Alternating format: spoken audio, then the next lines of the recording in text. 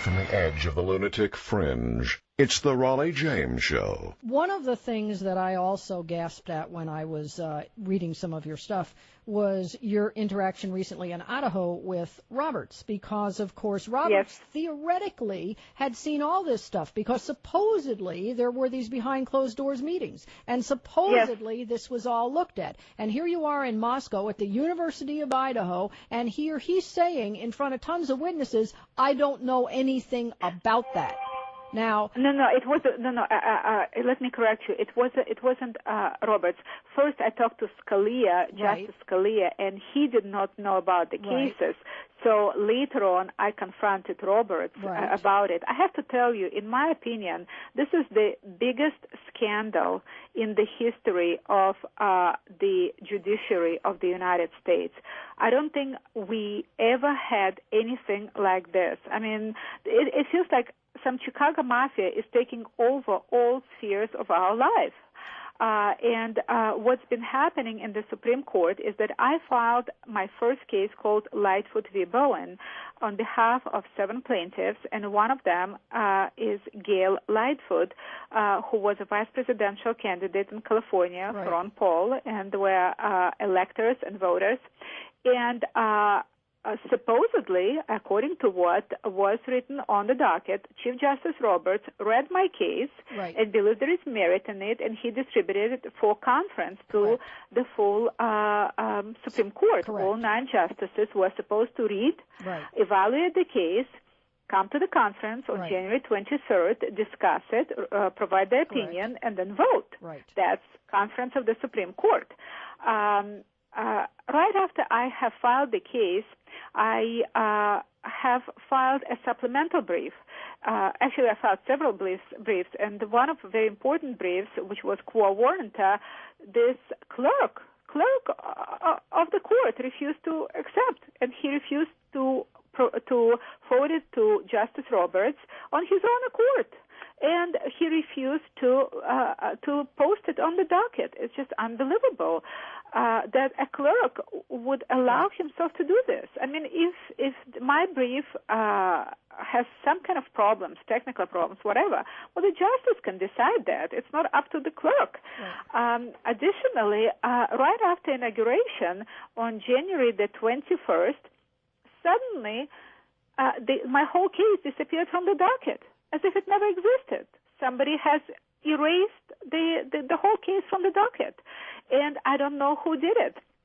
A number of citizens have complained, and one of them was a state representative from Oklahoma, Dr. Mike Reitz. One was a reporter, Mark McGrew.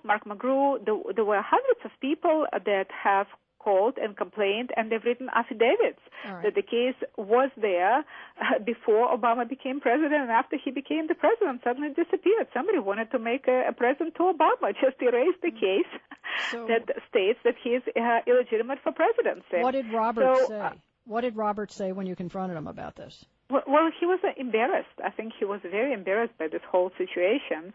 Now, he was prepared to an extent, because I have posted this on my blog the day before. I stated that I am planning to address Justice Roberts, and so I knew that he knew about it. He was prepared, but it was still embarrassing, and I stated that his clerk refused to accept the case, that the case was erased from the docket.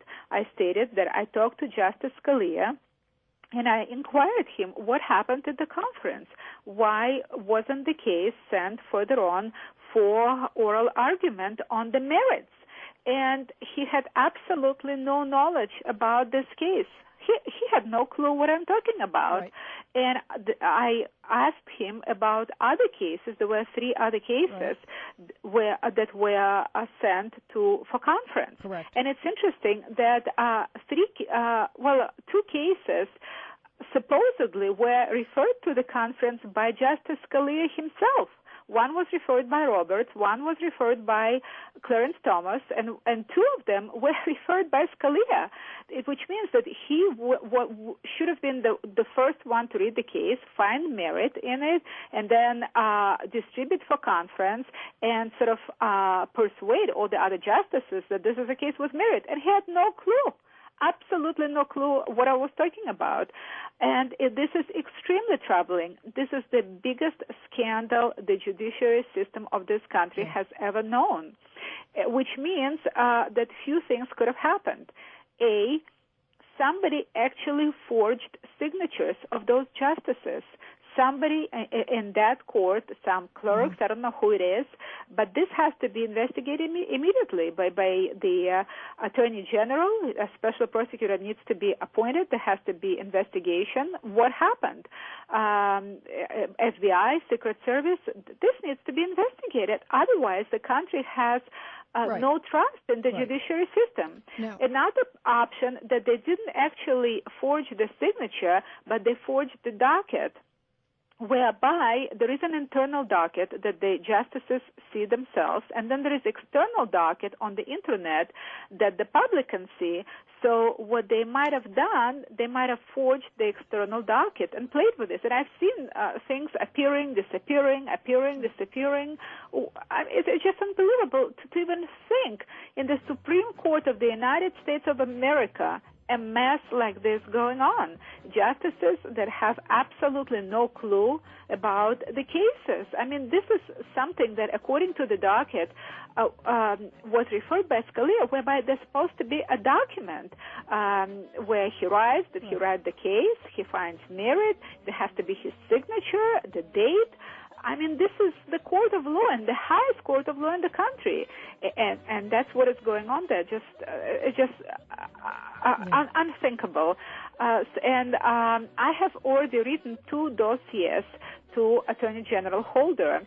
The first one listed those 100 residences. Can you hold on for us and keep talking with us? Sure. Okay, hang on. I'd appreciate it.